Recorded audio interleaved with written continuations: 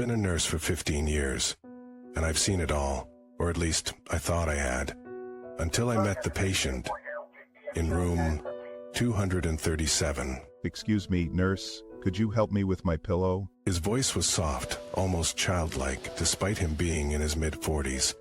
I adjusted his pillow and checked his IV line. That's when he asked me the first question. You have a nice drive home from here? I bet the sunset looks beautiful from the highway. It was an innocent enough question, but something about the way he asked it made my skin crawl. His eyes never blinked as he waited for my answer. I'd always kept my professional and personal lives separate. It's a boundary I never cross. But there was something so earnest in his expression that I found myself answering, yes. The drive is nice. About 20 minutes. 20 minutes. That's not too bad. Do you take the main road or do you cut through Oakwood Drive? I felt a chill run down my spine. Oakwood Drive was indeed my shortcut home. I mumbled something about needing to check on another patient and left the room quickly. The next day, I was assigned to him again.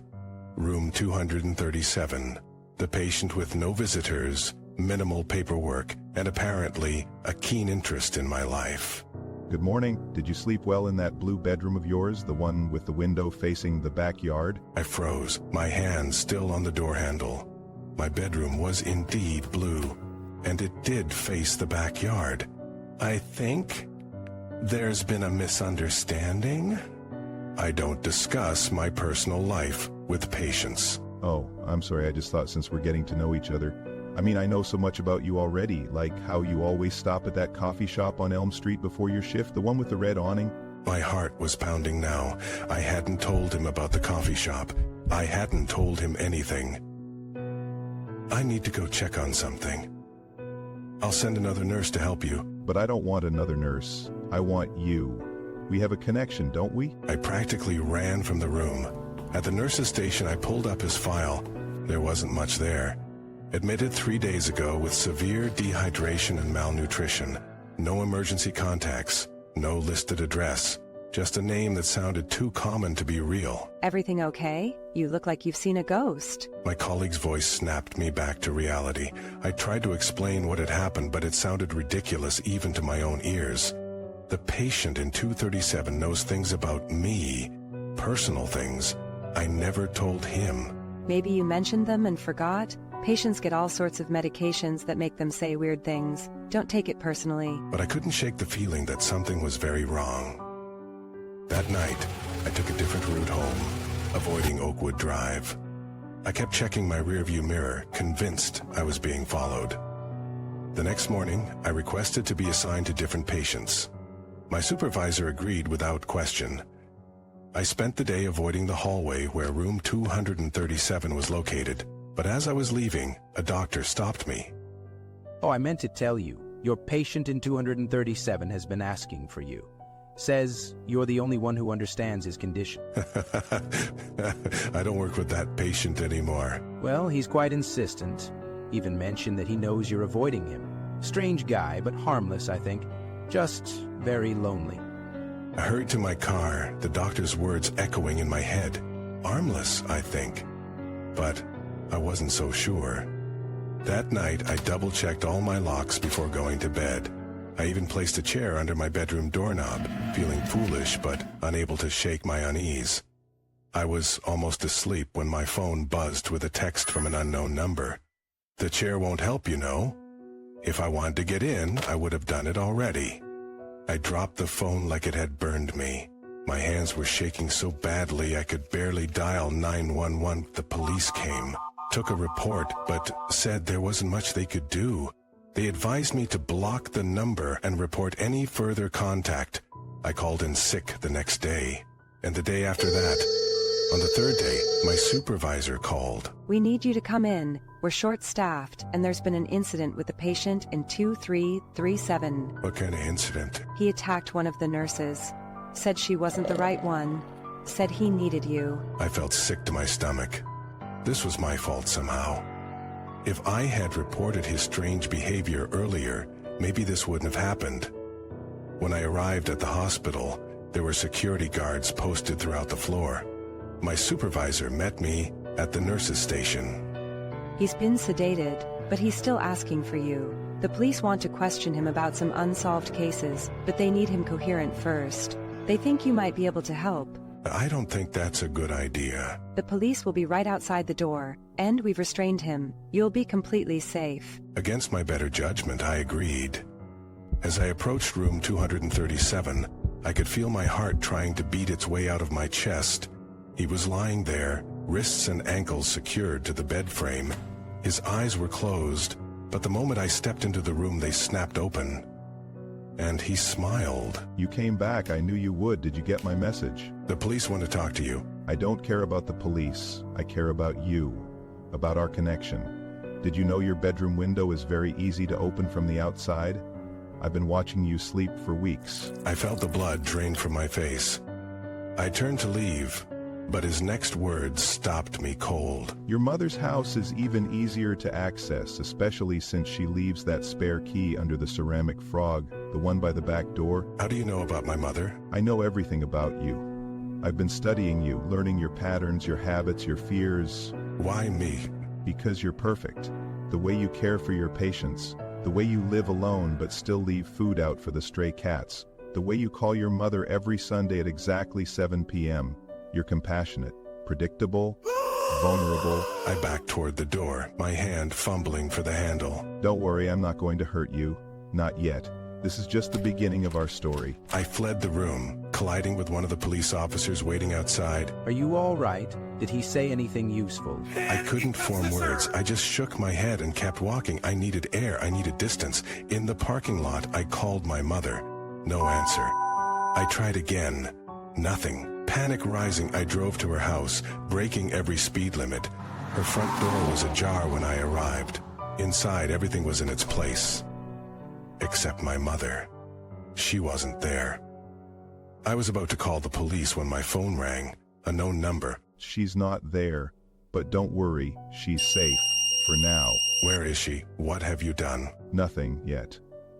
And nothing will happen to her if you do exactly as I say. Come back to the hospital, alone, tell no one. The line went dead. I stood in my mother's empty living room, terror and rage battling inside me. I knew I should call the police, but what if he was watching? What if he hurt my mother because I didn't follow his instructions? I drove back to the hospital, my mind racing through possible scenarios, none of them good. When I arrived, I noticed something strange. There were no police cars in the parking lot anymore, no security at the entrance. I took the elevator to the 4th floor. The hallway to room 237 was deserted. No nurses, no doctors, no security guards, just empty, silent corridors that seemed to stretch forever. The door to room 237 was closed. I hesitated, then pushed it open. The room was dark, the bed empty. The restraints hung loose like shed skin. You came back, just like I knew you would. His voice came from behind me. I spun around, but the doorway was empty. Then I felt his breath on my neck. We're gonna be so happy together. You, me, and your mother. One big, happy family. Where is she? Where is everyone? They're all gone. It's just us now. The way it should be. I turned slowly. He stood there, hospital gown, replaced by ordinary clothes, looking so normal it was terrifying. In his hand was a phone, displaying a video feed of my mother, bound to a chair in what looked like a basement. She's waiting for us. Shall we go? I knew I had no choice. If I wanted to save my mother, I had to go with him. As we walked through the eerily empty hospital, a thought occurred to me. How did you get out of the restraints? I was never restrained. That was just what you needed to see to feel safe. Just like you needed to see security guards and police officers, but they were never really there. That's not possible. Isn't it? Haven't you noticed how no one else seems concerned about me knowing so much about you? How your supervisor didn't question why you were so afraid? How the police never followed up on your report? We reached his car in the parking lot. As he opened the passenger door for me, I realized with horror that I recognized the vehicle. I had seen it parked on my street many times, for months. Get in, your mother is waiting. I got in, my mind frantically searching for a way out. As he started the car, I noticed something on the dashboard. A hospital ID badge. But not his. It belonged to my supervisor. Where did you get that? She didn't need it anymore. No one at the hospital does. What have you done? Created a world just for us. No interruptions, no distractions, just you, me, and the people who matter to you. Your mother is just the beginning. Soon we'll have everyone you care about. As we drove away from the hospital, I looked back. In the fading light, I could see that the building was dark. Completely dark. As if it had been abandoned for years. Don't worry about them, worry about us, about our future together. I've been planning this for so long. Ever since I first saw you walking home alone that night 6 months ago, I knew then that you were the one. The one? For what? The one to complete me, the one to understand me, the one to witness what I'm capable of. We drove in silence after that. I watched the familiar streets pass by, wondering if I would ever see them again. We turned onto a road I didn't recognize, heading into dense woods. Almost home now, our home. I've prepared it specially for you. The cabin appeared suddenly, a dark shape against the darker trees. No other houses in sight, no chance of anyone hearing calls for help. As he parked the car, I made my decision. I wouldn't go quietly. I wouldn't become another victim. When he came around to open my door, I was ready. I slammed the door into him with all my strength. He stumbled back, surprised but not hurt. I ran, my feet finding purchase on the gravel driveway, then the softer earth of the forest floor. You can run if you want to. It won't change anything. I'll find you. I always do. His voice seemed to come from everywhere and nowhere. I kept running, branches whipping at my face, roots threatening to trip me. I had no idea where I was going, only that I needed to get away. Then I saw lights through the trees. A road. Civilization. Hope. I burst out of the forest onto the shoulder of a highway. A car was approaching. I waved my arms frantically, relief flooding through me as it slowed down. The window rolled down and I started to explain, words tumbling out in a desperate rush. But then I saw the driver's face, and I stopped breathing. Did you really think it would be that easy? That I wouldn't be prepared for this? Get in the car. Your mother is still waiting. It was him. The same man. But how? How could he be here when I had just left him at the cabin? You look confused. Don't be. I told you, I've been planning this for a long time. Planning everything. Every possibility, every escape route you might take. I backed away from the car, my mind refusing to accept what was happening. Then I heard another vehicle approaching from the opposite direction. Another chance. But as the second car slowed down, I already knew what I would see. And I was right. Another version of him, smiling that same terrible smile. There's no escape. Not from me. Not ever. I stood frozen between the two cars, between the two identical men, understanding finally dawning on me. This wasn't real. None of it was real. I closed my eyes, trying to remember when reality had slipped away. Was it in the hospital? Earlier? Had anything been real? When I opened my eyes again, I was back in room 237, but not as a nurse, as a patient. Restraints on my wrists and ankles, a doctor standing over me, concern in his eyes. He's coming around. Can you hear me? Do you know where you are? I tried to speak, but my throat was dry, my voice a rasp. Hospital. I'm in the hospital. That's right. You've been here for 3 months now. Do you remember anything? I shook my head, confusion clouding my thoughts. You were found in the home of a woman you had been stalking. You had been living in her crawl space for weeks, watching her, learning her routines. When she discovered you, you attacked her. Do you remember any of that? No, that's not right. I'm a nurse. I work here. That's the delusion we've been trying to treat. You believe you're a healthcare worker, but you're actually a patient. You have been for some time. I looked around the room, seeing it clearly for the first time. The reinforced door. The observation window. The lack of anything that could be used as a weapon. Your nurse will be in shortly to help you with lunch. Please try to remain calm this time. We don't want a repeat of yesterday's incident. As the doctor left, I strained against the restraints, panic rising in my chest. This couldn't be right. I wasn't the patient. I was the nurse. I was the one being stalked, not the stalker. The door opened again, and a nurse entered. She approached cautiously, a tray in her hands. Good afternoon. I hear you're having a better day today. I stared at her, recognition dawning. She was the colleague I had spoken to about the patient in room 237, except now she was treating me like I was that patient. Your mother called again. She's still hoping you'll agree to see her. My mother? She's alive? She's okay? Of course she's alive. Why wouldn't she be?